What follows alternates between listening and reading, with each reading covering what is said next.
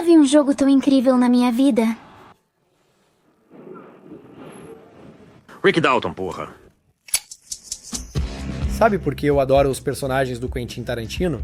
À primeira vista, eles são simples e até meio grosseiros, sem complexidade ou pretensão excessiva. E sabe o que eles colocam na batata frita em vez de ketchup? O quê? Maionese. Ah, porcaria.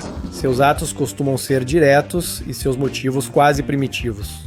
Sabe o que é isso? O menor violino do mundo tocando para o garçom. Ele me convenceu. Devolva o dólar. Mas basta começar a entender e se abre um universo inteiro. Talvez você seja um pecador e eu justo, mas isso não é verdade. A verdade é a seguinte: você é um covarde e eu sou a tirania do mal aqui. Cada imagem é como um mundo inteiro que pode ser explorado infinitamente, sempre encontrando novos detalhes. E então você percebe que essa simplicidade é enganosa.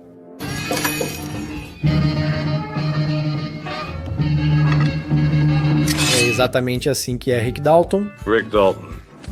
Ele mesmo. À primeira vista, parece uma piada ambulante. Está sempre bêbado. Também quem manda beber a noite toda. Bebeu demais de novo, tomou 8 coquetéis com uísque. Esquece o texto por causa da ressaca. Droga, eu estraguei tudo, Sam. Por favor, vamos refazer a cena. Faz escândalos. Ensaiava bastante, mas agora acham que não estudei. Fiquei lá sentado igual um babuíno de bunda vermelha. Chora no ombro do Cliff. O quê? Ele me disse a verdade, é isso. Ei, desculpa, por favor. Fica feliz como uma criança ao se ver na tela. Opa, aqui estou eu. Chora de felicidade ao conseguir fazer algo.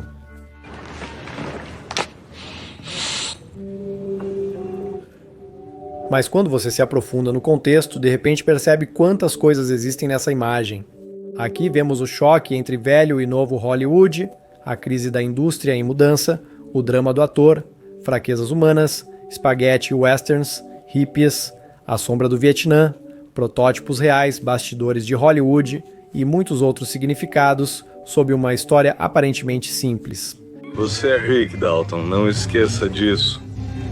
Neste vídeo, vamos analisar o que Quentin Tarantino tentou colocar na imagem de Rick Dalton e por que sua história... Ela é mais profunda do que eu imaginava.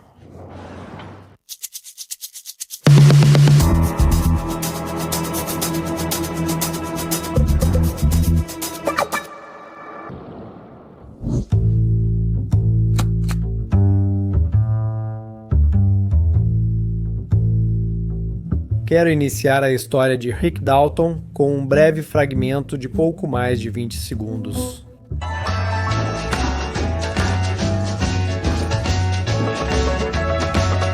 Rick canta uma música na companhia de garotas de moletons brancos.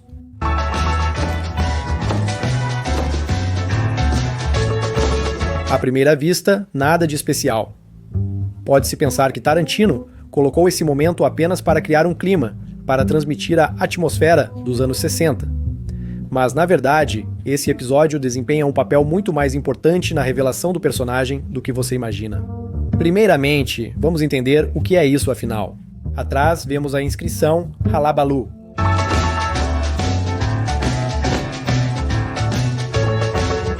Isso não é invenção, é um programa de televisão real dos anos 60.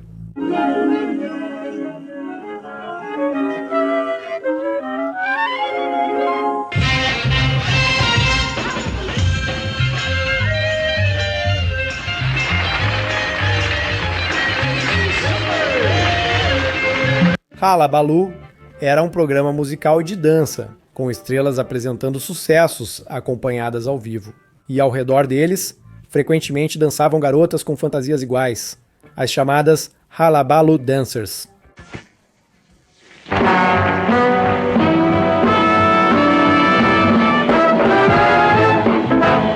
O show foi exibido na National Broadcasting Company, de janeiro de 1965 até abril de 1966. E nesse curto período, quase todos que definiam o som da época conseguiram se apresentar lá. Os Beatles, os Rolling Stones, os Animals.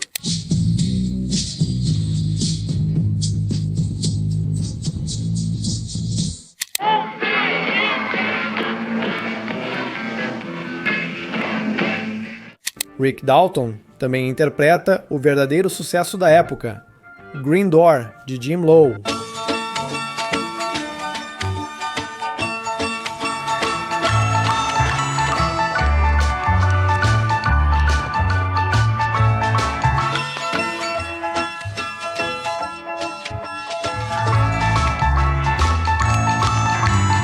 A música alcançou o primeiro lugar na parada da Billboard e permaneceu no topo por 6 semanas consecutivas. A música conta sobre um homem diante de uma porta verde, ouvindo risadas, música, copos e uma festa atrás dela. Atrás daquela porta a vida acontece, mas ele não pode entrar.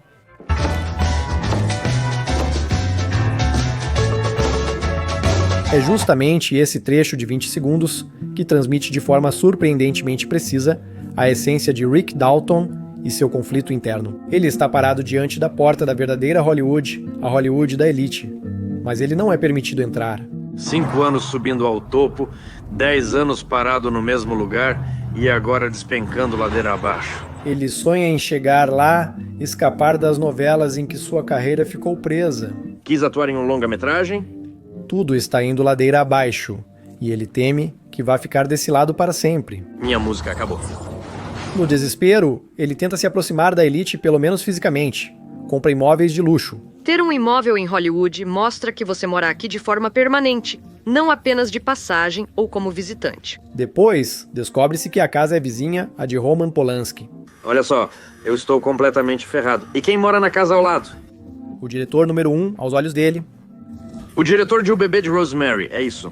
O diretor número 1 em Hollywood, se não do mundo inteiro. Depois, até em Roma, ele compra outra casa. O apartamento de luxo em Roma consumia quase toda a sua renda.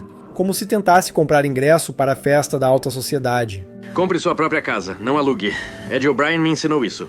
No final do filme, seu sonho se realiza quando os portões da casa de Polanski se abrem para ele.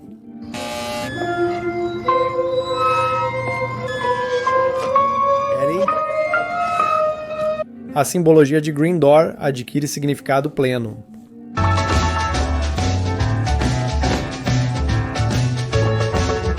Aquela porta verde finalmente se abre diante de Rick, o que prova que a música tocava exatamente nesse contexto. Todo esse tempo ela nos conduziu a esse momento final. Aliás, fiquei curioso porque nessa música a porta é justamente verde. Acontece que esses detalhes têm um contexto histórico curioso. Existe uma lenda de que, na época da lei seca nos Estados Unidos, bares clandestinos conhecidos como speakeasies se escondiam atrás de portas verdes e só pessoas de confiança podiam entrar. Atrás dessas portas havia uma festa. Álcool, jazz, dança e risadas, tudo proibido oficialmente. Em Chicago, por exemplo, existe um bar que funciona desde 1921. Um dos lugares mais antigos desse tipo, que se chama justamente The Green Door Tavern, ou seja, Taverna Porta Verde. Em uma das cenas de Era Uma Vez em Hollywood, é mostrado que exatamente esse tipo de atmosfera reinava na casa de Polanski. A sensação de um clube fechado e elitista, onde só entram os escolhidos. Música, champanhe, risadas e dança.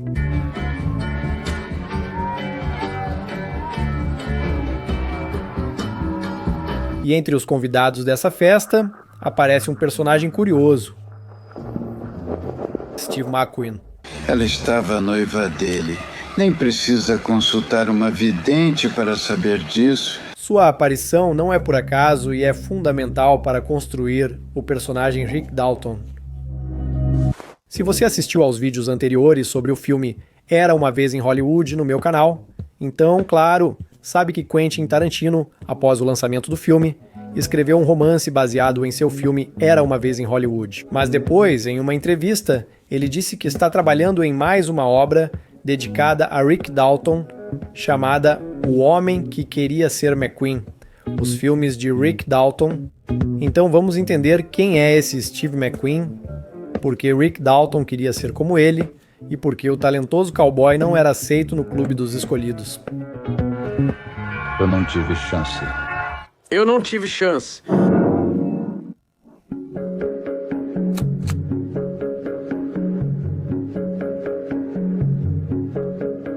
Steve McQueen é um ator de cinema americano, piloto de carros e motos. Nos anos 60, ele se tornou uma superestrela e manteve esse status até o início dos anos 70.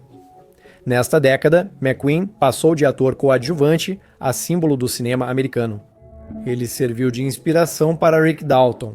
Apesar de algumas ressalvas, o caminho deles é quase igual. Ambos alcançaram sucesso na televisão. Para Steve McQueen, tudo começou com a série Procurado Vivo ou Morto, em que interpretava o caçador de recompensas Josh Randall.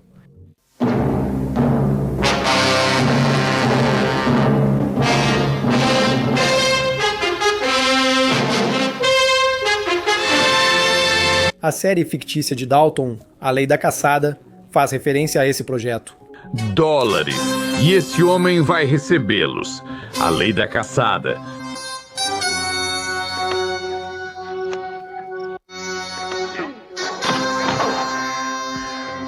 Tarantino foi além e recriou outra série, o FBI, que eles assistem juntos com Cliff Booth. Vai entrar? Vamos ver FBI?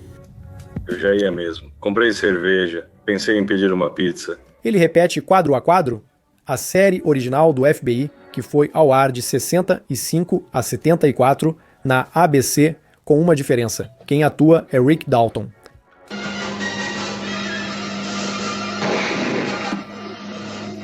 Uau, bem na cara. Você pulou direitinho. Obrigada. Corpo número 2.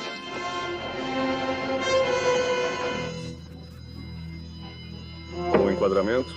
Tudo isso não é apenas estilização. É um jogo direto com a realidade. Curiosamente, um dos principais patrocinadores da série original do FBI era a Ford Motor Company e a American Tobacco Company, fabricante de produtos de tabaco. Por isso fica claro porque Jake Keitchell fuma Red Apple, uma marca fictícia do universo de Tarantino, que o diretor usou aqui como referência aos patrocinadores reais da série Lei da Caçada. Olá, eu sou Rick Dalton, mais conhecido como o caçador de recompensas Jake Keitchell. Estou falando com vocês em nome da Red Apple. Cortou. Que porcaria. E aliás, quem escolheu essa foto? Eu estou com papada dupla aqui. Ninguém percebe isso, não? Se o Rick Dalton em Lei da Caçada é quase igual ao McQueen, por que ele queria ser como ele? O que foi que Steve McQueen conseguiu que o Dalton não conseguiu? As histórias deles realmente andam lado a lado, quase como um espelho. Ambos iniciaram na televisão e viveram personagens icônicos em faroestes, mas em algum momento seus caminhos se separam. Steve McQueen teve a sorte de estar no lugar certo, na hora certa. Frank Sinatra notou e convidou ele por amizade para um papel em Nunca Houve Tão Poucos, de John Sturges. John Sturges gostou da atuação de McQueen e apenas um ano depois o chamou para 7 Homens e um Destino, o filme que transformou McQueen em uma estrela mundial. Depois disso, Steve largou a série e passou definitivamente para o cinema. E Rick Dalton tentou seguir o mesmo caminho. Ele deixou seu programa de televisão A Lei da Caçada, esperando que o filme Os 14 Punhos de McCluskey fosse seu bilhete para o estrelato. Mas o milagre não aconteceu. O filme não trouxe sucesso, Hollywood não abriu suas portas. Ninguém vai me perdoar pela última temporada. Fui eu que fizeram cancelar A Lei da Caçada, porque eu quis atuar em um longa-metragem. Tive que voltar para onde ele queria fugir. De volta à televisão e ainda por cima em papéis secundários. A cena em que Rick Dalton conversa com Jim Stacy mostra bem seu desejo de seguir os passos de Steve McQueen. E é verdade ou não que você quase atuou no lugar do McQueen em Fugindo do Inferno?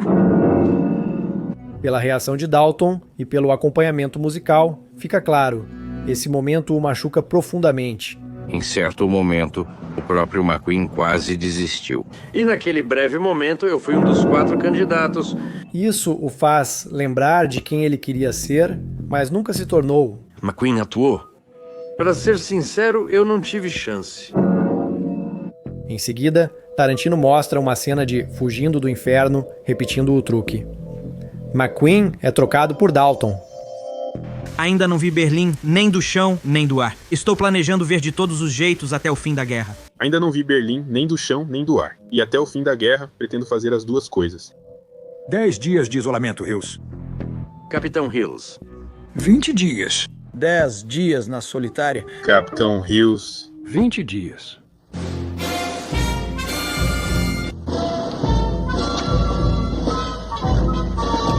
Esse é um ponto interessante, já que Rick admite não ter feito testes. Não houve teste, nem entrevista, nem encontro com John Sturges. Então, pelo visto, isso não é verdade. Mas então, o que estamos vendo? Acredito que isso não seja alucinação, mas uma fantasia do próprio Rick, um sonho não realizado de como ele se veria nesse papel. Esse recurso é usado por Tarantino várias vezes, sempre com um significado específico. Por exemplo, mais perto do final é mencionado o filme Operação Dinamite. Isso também é uma referência a um filme real chamado Morte em Fuga, Death on the Run, também conhecido como Alvo em Movimento. E como você provavelmente já percebeu, essa cena do filme foi novamente refeita com a substituição do ator por Rick Dalton.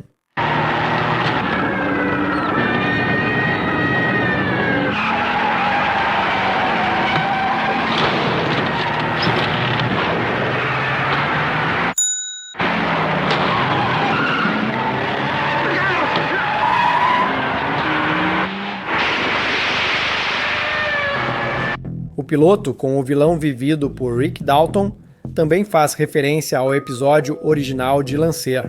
Também estou filmando um piloto para a Columbia Broadcasting System agora. Chama-se Lancer. Eu sou um bandido lá. James Stacy, na vida real, interpretou Johnny Madrid lá. Esse cara se chama Madrid, Johnny Madrid. Que Johnny Madrid é esse?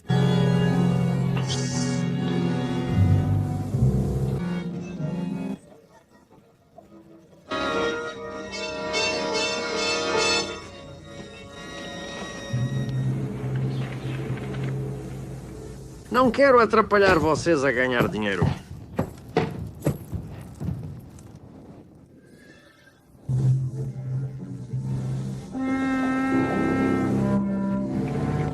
Aliás, há outro detalhe curioso que liga a personalidade de Steve McQueen aos eventos reais que serviram de base para o filme. Acontece que McQueen estava na chamada lista de execuções de Charles Manson e deveria ter sido uma das vítimas daquela noite trágica. Ele planejava estar na casa de Sharon Tate, mas de última hora mudou de planos. Decidiu passar a noite sozinho com sua namorada. Essa escolha aleatória salvou a vida dele. E quando o vemos na festa da Tate, no filme do Tarantino, dá para perceber que ele claramente não está lá por acaso. Depois eles se mudaram para Los Angeles, e desde então os três são inseparáveis. Tarantino confirmou que Rick Dalton sonhava com a carreira de Steve McQueen. Era como se ele estivesse seguindo os passos dele, repetindo os mesmos caminhos, mas toda vez tropeçava a poucos passos do objetivo. Tudo parecia estar dando certo. O tipo físico era parecido, ele tinha talento, também tinha carisma, mas sempre faltava alguma coisa. Então vamos tentar entender. Por que Riku não conseguia se tornar McQueen? O que exatamente dava errado?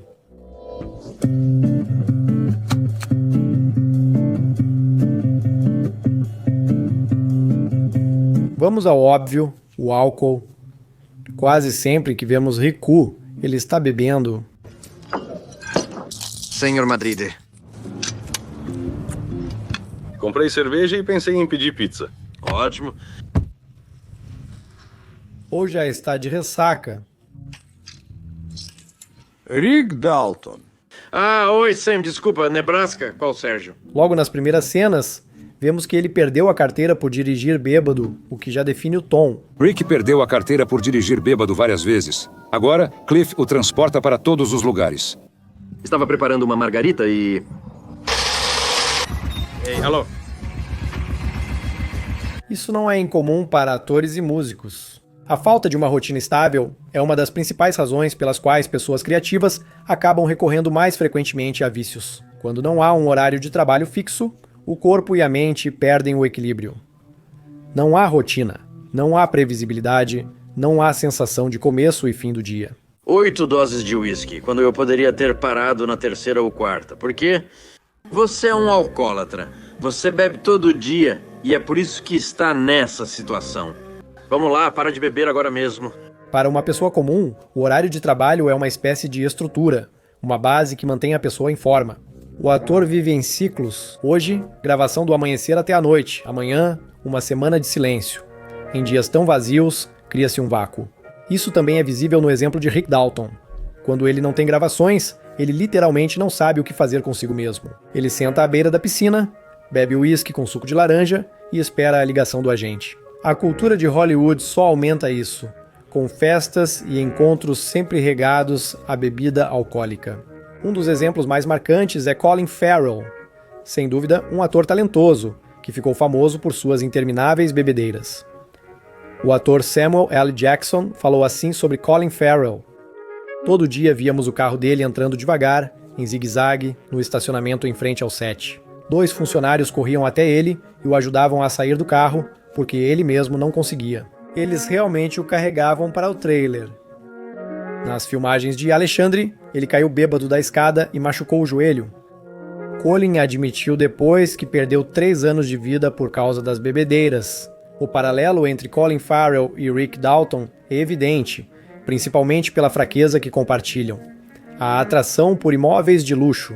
Compre sua própria casa, não alugue. Ed O'Brien me ensinou isso. Colin Farrell, depois dos sucessos no início dos anos 2000, comprou uma casa bem no centro de Hollywood, na região de Hollywood Hills, as colinas de Hollywood. Um antigo chalé dos anos 1920 em estilo inglês. Se você possui um imóvel em Hollywood, isso mostra que mora aqui e não está apenas de passagem ou visita, mas veio para ficar. Depois, ele comprou uma mansão em Los Feliz, bairro tradicional de atores, diretores e músicos. A casa, cercada por palmeiras e com piscina, parecia um símbolo de estabilidade e de pertencimento ao Clube dos Escolhidos. Olha só, eu estou completamente ferrado. E quem mora na casa ao lado? O diretor de O Bebê de Rosemary é quem? Em 2010, Colin vendeu sua casa nas colinas de Hollywood por pouco menos de $1,5 milhão. Provavelmente vou ter que vender a casa, colocar o restante na conta e depois viver com esse dinheiro. O alcoolismo não é o único problema de Rick Dalton. Se você reparar, o humor dele muda sempre. Às vezes entra em depressão, perde a confiança e chora. Me desculpe, por favor. Desculpa. Toma, coloca. De repente, está cheio de energia e entusiasmo. Talvez eu jogue sinuca e consiga um papel no novo filme do Polanski. E aí, tá se sentindo melhor? Sim. Desculpa por ter desabado ali. Essas mudanças de humor muitas vezes são sintomas de transtorno bipolar. E como descobrimos, isso não é só um palpite. Em entrevista à Vanity Fair, Quentin Tarantino afirmou que ele e DiCaprio criaram Rick Dalton propositalmente como alguém com transtorno bipolar não diagnosticado. Tarantino contou que a ideia surgiu quando ele contou a DiCaprio a história do ator Pete Duell, estrela da série de faroeste, alias Smith e Jones. Duell sofria de alcoolismo, tentando abafar os sintomas de um transtorno bipolar não diagnosticado, e acabou tirando a própria vida em 1971, durante um de seus períodos de depressão. A ideia de transtorno bipolar não diagnosticado agradou Leonardo DiCaprio, que a usou como base para seu personagem.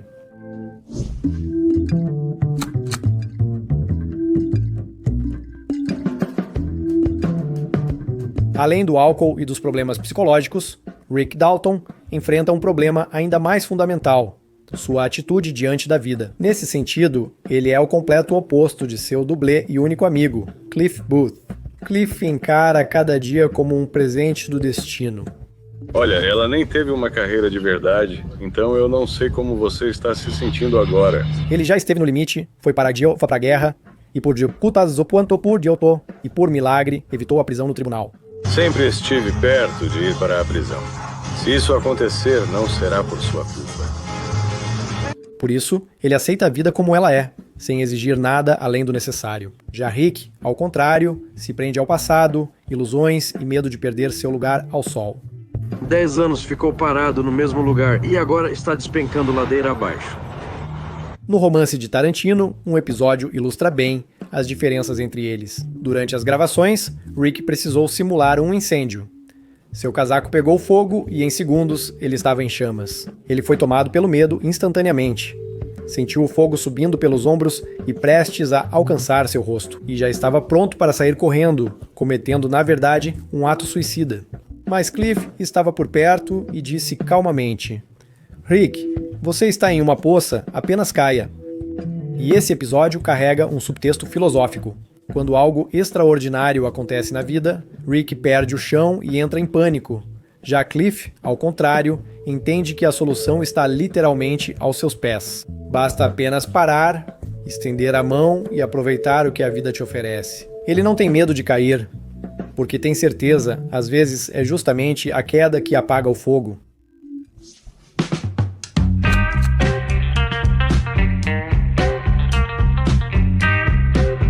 Alcoolismo, instabilidade emocional, postura de vida, transtorno bipolar não diagnosticado, tudo isso, sem dúvida, forma a tragédia pessoal de Rick Dalton. Mas há uma razão ainda mais profunda para seus fracassos. Uma razão que vai muito além de uma única pessoa. Ela está conectada às grandes mudanças do final dos anos 60. Hollywood, os ideais nacionais e o público estão mudando, o que naturalmente influencia o cinema, especialmente gêneros como o faroeste. Lembra o que deixou Rick Dalton tão chateado depois do encontro com Marvin Schwartz, o agente que se encontrou com ele para discutir sua carreira? Schwartz sugeriu que ele saísse de Hollywood e fosse para a Itália, começara a atuar nos chamados faroestes espaguete. Ou você vai para Roma, atua como protagonista em faroestes e vence todo mundo por conta própria. Isso é o que mais machuca o Rick. Para ele, isso é quase um fracasso total. Para ele, fazer faroestes espaguete representa quase o fim da carreira. Ele quer me arranjar um trabalho com os italianos. Então qual que é o problema? O problema é que agora só posso assistir a esses malditos filmes italianos. Mas a questão é, por que ele tem uma opinião tão negativa sobre os espaguete westerns? Hoje em dia, quando falamos em espaguete western, não parece haver uma conotação negativa nisso. A questão é que nem sempre foi assim. Inicialmente, nos anos 60, o termo spaghetti western realmente tinha uma conotação pejorativa. E aqui está o porquê. No início dos anos 60, o gênero western era considerado a quintessência da cultura americana. Não era apenas um gênero, mas um épico nacional. O western nasceu ainda na era do cinema mudo e cresceu junto com o país. Ele contava sobre o Velho Oeste, o lugar onde a América foi criada. Para o americano, o cowboy não era apenas um herói. Ele simbolizava o espírito dos pioneiros, a independência, a coragem e aquela ideia do self-made man, o homem que forja o próprio destino. Na década de 50, o western se tornou quase o gênero oficial da identidade americana. E estrelas como John Wayne, Gary Cooper e Henry Fonda se transformaram em arquétipos nacionais. Esses filmes destacavam ideias simples e fortes. O bem e o mal são distinguíveis. A justiça prevalece. O homem é responsável por seus atos. E a liberdade é o valor supremo. O faroeste refletia a América do pós-guerra, com o país se identificando com o cowboy que impunha a lei no mundo selvagem. E então, nos anos 60, surgem diretores como Sergio Leone, italianos que decidem fazer faroestes não em algum lugar da América, mas, por exemplo, na Espanha. Não surpreende que, nos Estados Unidos, isso tenha causado inicialmente irritação e sido visto como uma blasfêmia, mais ou menos como se na China fosse realizado um festival de samba brasileira, ou começassem a fazer filmes de samurai em algum lugar na França. Por isso, esses filmes foram apelidados de faroestes espaguete, como versões baratas do grande gênero americano. Mas foi exatamente nesse clima de desconfiança que o diretor italiano Sergio Leone fez o cultuado filme por $1 punhado. Primeiro, ele oferece o papel principal a Charles Bronson e Henry Fonda, astros do faroeste. Ambos recusam, como esperado. E então Leone faz uma escolha entre o que restou e convida um ator americano ainda pouco conhecido chamado Clint Eastwood. Assim começa uma nova era e uma nova compreensão do gênero.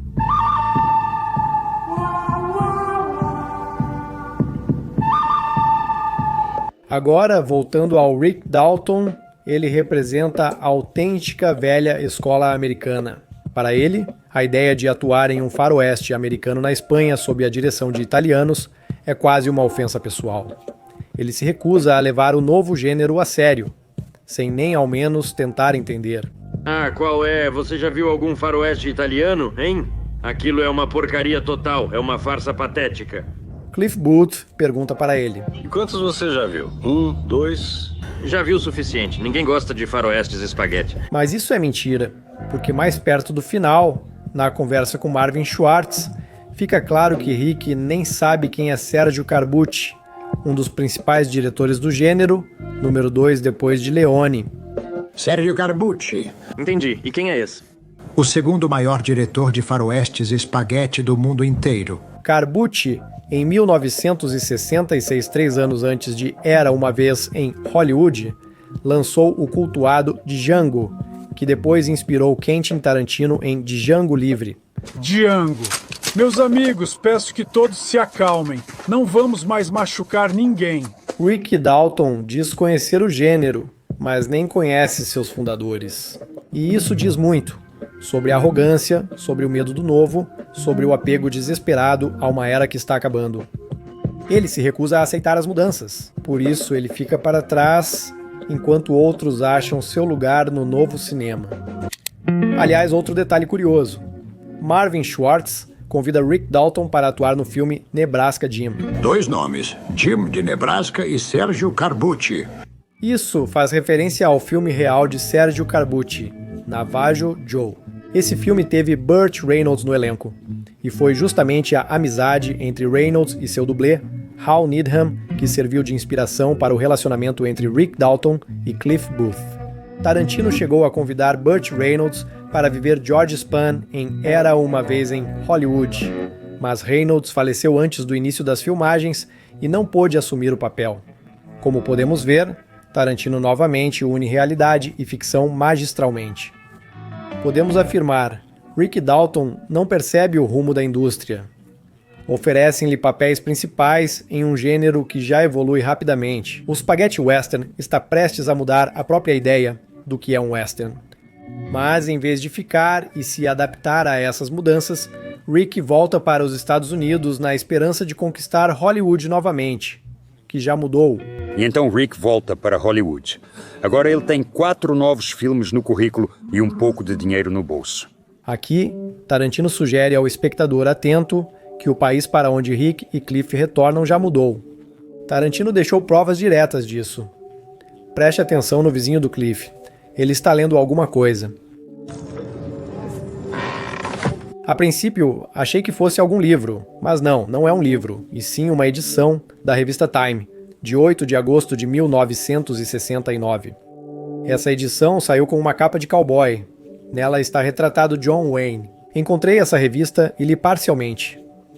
Nesta edição, há um artigo chamado John Wayne como o último herói, John Wayne, как последний герой, e não é um ensaio elogioso sobre o cowboy mais durão, mas sim um retrato abrangente do ator que se encontrou na virada de uma era. O autor relata que, em 40 anos, Wayne viveu várias fases na tela, de jovem pistoleiro dos anos 30 a avô nos anos 60. Seu estilo, antes único nos novos papéis, parece uma paródia de si mesmo. A revista destaca suas declarações firmes e uma visão de mundo dividida entre estranhos e os seus. Lembro-me do apoio dele à Guerra do Vietnã. O tom geral do artigo é respeitoso, mas com uma sugestão de anacronismo. O jornalista escreve que Wayne se tornou a personificação da alma americana dura, estoica e pronta para matar. Agora o cinto dele some na barriga. Ele bebe e o rosto racha como granito. Hollywood está mudando. Personagens mais complexos e ambíguos aparecem nas telas, mas Wayne permanece fiel aos ideais simples de cowboy. Daí o nome do material, O Último Herói. Uma referência ao fato de que, com ele, uma era dos faroestes clássicos e dos valores preto e branco está chegando ao fim. Essa resistência às mudanças é um dos principais, embora sutis, obstáculos para o verdadeiro sucesso de Rick Dalton. Ele acredita que a série Temporada de Caça, que o tornou popular, foi cancelada só porque decidiu ir para o cinema. Eu sou o cara por causa de quem cancelaram A Lei da Caça, porque eu quis atuar em longa-metragem. Mas provavelmente não foi só por isso. Programas de televisão desse tipo, baseados em roteiros clichês e personagens do tipo antigo, estavam gradualmente perdendo relevância. A indústria mudava, o público se cansou dos faroestes repetitivos, a televisão se renovava e o espectador buscava algo mais novo, complexo, psicológico e ambíguo. Temporada de Caça acabou sendo apenas parte de uma onda de projetos que estavam ficando para trás. Mas Rick Dalton não percebe as mudanças na indústria. Você deve ter notado a atitude dele sobre os hippies, claramente negativa. Hippies, desgraçados imundos. Ele parece ignorar de propósito tudo o que acontece ao redor. No filme, Ecos da Guerra do Vietnã aparecem o tempo todo. Mais de 1000 comunistas vietcongues foram mortos após a retomada das hostilidades no Vietnã do Sul. A guerra ocorre paralelamente, mas só Rika se preocupa consigo. Mas, na verdade, os hippies, o Vietnã, a turbulência política e cultural do final dos anos 60, tudo isso está diretamente ligado à mudança na sociedade e, consequentemente, no cinema. E Rick faz parte desse cinema. Esse é um tema à parte e amplo, que quero analisar em mais detalhes em próximos vídeos. Se quiser apoiar o lançamento deste episódio, escolha a forma mais conveniente para você. Isso ajudará muito. Lembra quando Rick Dalton fala para a jovem atriz sobre o livro que está lendo? E o que você está lendo? É um faroeste. E o que você está achando? Está interessante? Tá bom. Sobre um cowboy chamado Easy Breezy. É sobre um cara, um domador de Mustangs. A história da vida dele. Ela conta a história de um domador de cavalos que já foi forte e famoso, mas um dia sofreu uma lesão no quadril, o que fez sua vida e carreira desmoronarem. Perto dos 40 anos, ele cai do cavalo e machuca o quadril. À primeira vista, é óbvio, isso reflete o próprio Rick. Ele também é um herói, que o tempo está gradualmente empurrando para a margem. A carreira foi pro inferno. Eu estou fora de circulação. No final de Era Uma Vez em Hollywood, fica claro que quem sofre a lesão no quadril é o Cliff Booth, não o Rick.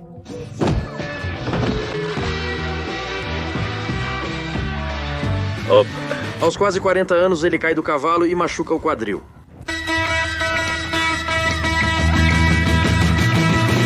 E é aqui que Tarantino, como de costume, vira tudo de cabeça para baixo.